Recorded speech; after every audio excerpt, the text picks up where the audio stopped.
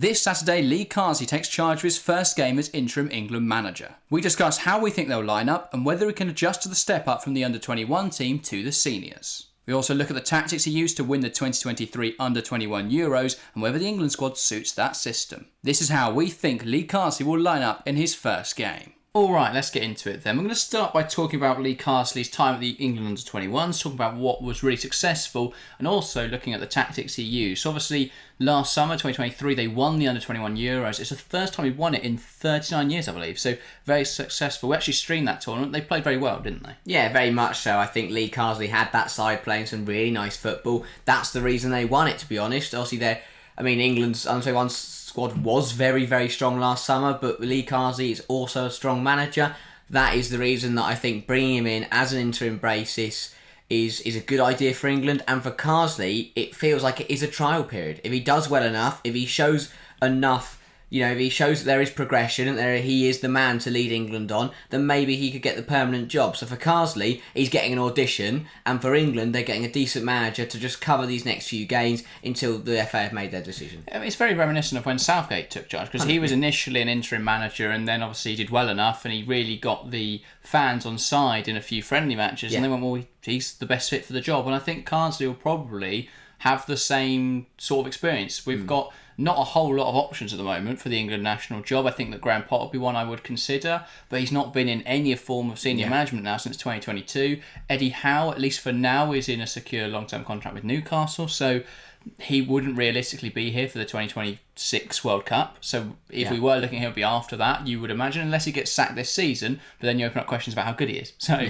it's a difficult one. So we are a bit of a short of England managers right now, but Lee Carsley, the under-21s manager, is a really good fit, and this is why. Let's look at his tactic then that he used at the U21 Euros last summer. So it's a 4-2-4 type shape, or a 4-4-2. However, there weren't really positions for England. It was very dynamic, very flexible with positioning, and I think that an England side under Carsley will follow a similar path. I think that's how you are going to be able to fit in your Saka, your Foden, your Bellingham, your Palmer. I don't really think you can play all four of them at the same time anyway, but it is going to be the best way. The other positive is that at that tournament, he used a lot of different players. Yeah. You've got the first 11 on screen now, so obviously James Trafford in goal, a back four of Thomas, Colwill, Howard, Bellis and Garner. Across the four, it's Smith Rowe, Gomez, Jones, Palmer, and a front line of Gordon and Gibbs-White. We saw so many different players come and get involved. We saw players like Liam Delap, Noni Madueke played a fair bit, so we saw players rotate in. It wasn't like Southgate, where at times he's a bit too reluctant to change. Yeah. So I do think that's a really positive quality. But as I say, lots of positional flexibility. We would see Smith Rowe, that left wing, actually drift inside quite a lot. We'd see Gordon drag wide. We'd see midfielders push out wide. The fullbacks would get forward or invert. There was so much positional flexibility. And I think that's something I'm really intrigued to see if he can make that work with the senior men's national team. Yeah, I think those two things, flexibility and using the squad, are two things we haven't really seen at the top of the game in international football. It's very bizarre, because I think using your squad keeps your players fresh, and it offers variety and versatility in terms of picking your starting 11 and who you want to choose for each game. And that flexibility, that is massive in a knockout game, because the only thing that your opposition have to go off is your previous knockout games. If you've played 3 different systems, if you move around all the time, you're chopping and changing, and it makes it very difficult to track what is actually going on, and you can't really plan for a team that play flexible, because you say, oh, well, let's mark this player, and then they end up somewhere and it shuffles around. And I think it's a very useful tool that Carsley has. Yeah, definitely so. Now, the success of the under-21s national side, and this isn't something we're going to go into massively now, but for a brief overview, actually comes from an FA programme back in 2009, where they set up a system to develop players who were of high football intelligence, who were very versatile, and that had strong technical ability. Gone were the days of footballers who the instruction from the FA was lump it long and smash it into people and grit and determination. Those words stopped being used in coaching, in youth coaching, and it started to become about technical ability. And I think that's why England are so successful now, and it's why the under-21s won that tournament for the first time in 39 years. So that was really successful. If you want to go and find out more about that, there's loads of great videos out there, so go and search that. But that's basically how the U21s end up with this squad. And so what we know about Carsley is, being in that system, he is very he prefers to use high technical ability players, high football intelligence players that are very versatile. So we know that. I think that explains then his selections with this England squad. So we'll put the England squad on screen now. There were a lot of odd choices. Obviously, we've already seen Palmer's pulled out, Watkins pulled out, Foden's pulled out. So they're notable omissions. Whether they'll be replaced by this weekend or not, we don't know yet. But we know they're not there. There are potential debuts for Angel Gomez, who obviously featured in that U21 side, Tino Livramento, Rico Lewis, and Noni Madueke. So that's really good to see. Already trying to blood in some new players. I think that's going to be interesting to see. Yeah. Hopefully those players will be handed starts. I expect a lot of them to play. Yeah, hopefully. I mean, I think Madueke has had a brilliant start to the season. Rico Lewis had a really good year and a half at Manchester City. Livramento the same at Newcastle. And Angel Gomez has been a brilliant player for the last few years. But obviously, as we know, Gareth Southgate very rarely called up players that were outside of England. And it's very, very good to see that Carsley is changing that immediately. He knows how good Angel Gomez is. We know how good he is as well. If you watch him play, he's a very, very good player. He's one of those where he's always like, he should be called up, and Southgate's never looked at him. I'm glad Carsley's changed that now. So it's 4 debutants that should make sense, and hopefully, as you say, we will see them play over this international break. Yeah, there are some big questions as well. Left back only Tino Livramento, really? I mean, does that open up? I mean, obviously, I know Shaw's out injured, Chilwell's not really playing, so it does leave us very short at left back, and you would assume Livramento, who's naturally right back, is going to have to play there. But does that potentially open up the question to a situational back three? Could Cole be playing there? Is that something that we could see Carsley explore? Potentially, as you say, it's a very hard scenario. It's a very difficult scenario because Shaw's injured, Chilwell hasn't played any football in the last year, and obviously Kieran Trippier has retired from international football. So you've kind of lost all your options at left back. So I think it is, obviously you've brought up Livramento. I mean, Cole is probably the next person in line to play that kind of role, or he's going to have to change something up tactically. Well, exactly. It depends what they're going to do tactically. Carsley's obviously likes to send those fullbacks forward, especially on the left-hand side, where he likes players drifting inside. That's why I think he'll be looking at Foden and Eze on that left wing. So I guess we'll see what happens there. But yeah, obviously, I am very surprised, though, we've not seen Leif Davis called up. I thought this would be a perfect choice. There's no other left-backs right now. I mean, Livramento's a right-back, not a left-back. He can do the job, but I was expecting to see him called up, or Lewis Hall. So I was very surprised to not see either of those called up. I think we will. That is something that presumably Carsley will look at, especially if, because I don't know whether Shaw will ever be the player he once was. He's just never fit. So I'm very concerned about that. The other notable omissions, obviously Jude Bellingham is injured, I believe, at the moment. He picked up an injury while playing for Real Madrid. There was no... Obviously, we've got the players that have pulled out as well, which are quite notable. I think, do you think that, I'll pose this question to you actually, do you think that Ivan Toney's move to Saudi Arabia puts him out of a chance of being in the England squad? And it's an interesting one. I think that is, it's personally manager preference. Obviously, Ronald Koeman, he came out last week and said that Bergwijn will never play for Netherlands again because he's left Ajax and gone to Saudi Arabia. So I think it comes down to the manager. Some managers like Koeman will just completely disregard them. Tony, I think he looked good at the Euros. I think he's a very, very good player, but I just think that the attitude isn't there, and now he's gone to Saudi Arabia. I definitely think it's hurt his chances, and we know Carsley wants to play with versatile and dynamic players. Tony, you're not going to. He can only play out front, and he does. I don't think he's that flexible, to be completely honest. But yeah, I don't think we will see him again.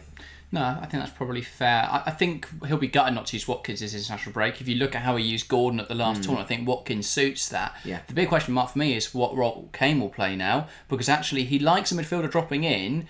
Could Kane drop from being that out-and-out number 9 to being the second striker? Potentially. He does it anyway, so well, exactly. So I think we might see that, which is going to be interesting. As I say, it's a shame we don't see Watkins then. I also think over Tony, he will use Gordon as a striker, and he'll probably prefer Dominic Solanke. Obviously, just joined Tottenham. That is an option. So I don't think Tony will probably... I don't think he'll play for England while he's playing in Saudi Arabia. No. I don't think... I think he's probably kissed goodbye to a chance of that. So yeah, it's going to be interesting to see. Let's look, though, at how they're going to line up in this first game. So in goal, I think it's probably going to still be Jordan Pickford. I think that while we're going through this change of management, that he'll want to try and keep something the same. Pickford's the easy thing to do. There's no obvious competition there. I don't think Henderson's been very good to start the season. I don't think Nick Pope is better than Jordan Pickford right now. So I think for me, Yeah. Pickford's fairly safe in that. Yeah, definitely. I mean, a lot of people say they want that Jordan Pickford, and yeah, I agree. There are some problems with Pickford, but the one thing is, you say, he clearly, he loves England. You see him when he's playing for England. He clearly cares, and I think that's a very important thing. You need a player who's going to give 110%. And when you're coming in with new management, they're the players that Carsley can look at and go, right, you are going to be a big leader in this dressing room. Yeah, definitely. So I was surprised to see that Trafford didn't come as a third choice. Because I Yes, thought he yeah. would prefer, obviously working with Trafford in the under-21s, I thought he'd call him up for the senior role. He wouldn't have played anyway. And I do think that when we get to Finland on Tuesday night, they might rotate that goalkeeper choice. But yeah, for the first game against Ireland, I think they'll go Pickford. In the back line then, now a lot of this is guesswork, but based on what we know about Carsley's system and players he's used before, I'm going to go for this back line of Rico Lewis at right back, Gurhey at right centre half, Cole at left centre half, and Livramento in at left back. Now, unless it's just something interesting tactically, I think it will be Livramento left back. I think that's fairly obvious. Yeah. Cole could play there. Either way, I think Cole will play this first international. He played with Carsley at the U21 level. I don't think Carsley will look at Maguire's form and say that he deserves to be playing for England. I get why he's kept him in the squad, because you want that balance and harmony. You don't want to change too much. But I can see, I think Cole will probably usurp him. I don't think Stones will start this first game. He's only just back from fitness. He hasn't played for Manchester City yet. I would be surprised if he plays Ireland. I think he could play Finland on Tuesday, though. Then at right back, I would expect that Slotter's probably been on the phone and say, let's not give Trent 2 full 90s. Yeah. So I think we'll see Rico Lewis get some senior England minutes. And to be fair, I think he's looked really good whenever he has played that role. It's part of why I wonder if we will see a situational back three. Because we know how good Rico Lewis and Trent are both inverting. It's very poignant to me that he's not called up Kyle Walker. Yes. I don't think Kyle Walker will be called up for England again, which makes sense because he's not going to play the 2026 World Cup. He'll be 36 by then, so he's not going to play that tournament.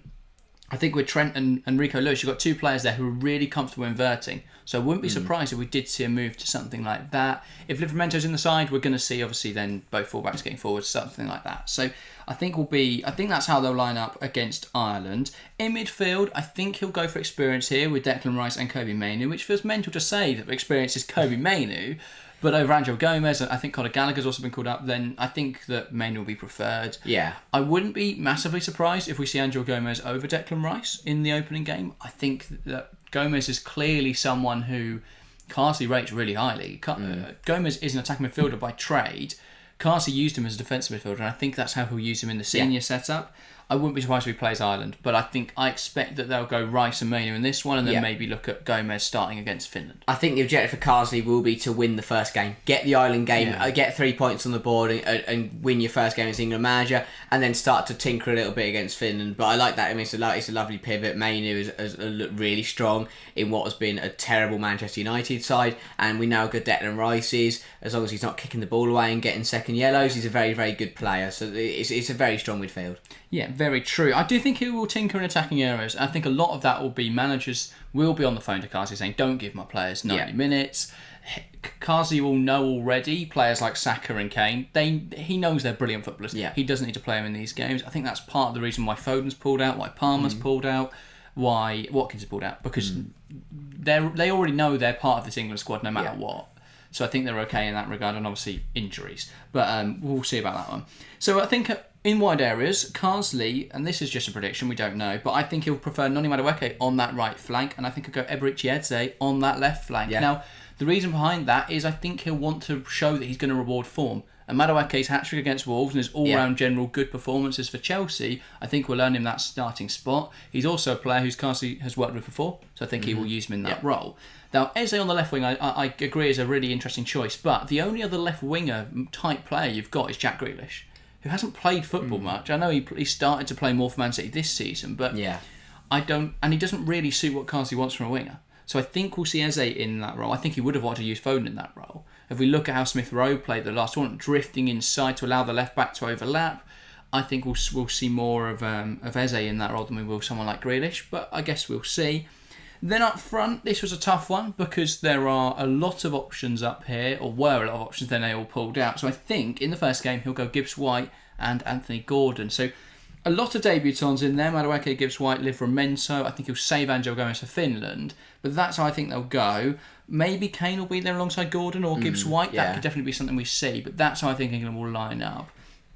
It looks strong, doesn't it? Yeah, it definitely does. I mean, you can see the youth shining through. It's a very, very young squad. It would be a very, very young team. That's exactly what we're going to expect from Lee Carsley. We saw the same out of Southgate when he came in. It was a lot of young players coming in and starting for the first time. We saw a lot of the old guard move on, players like Wayne Rooney, and younger players came in and took a pivotal role in his team. Yeah, and I think the front four demonstrates the really strong versatility and flexibility that Carsley wants from his teams.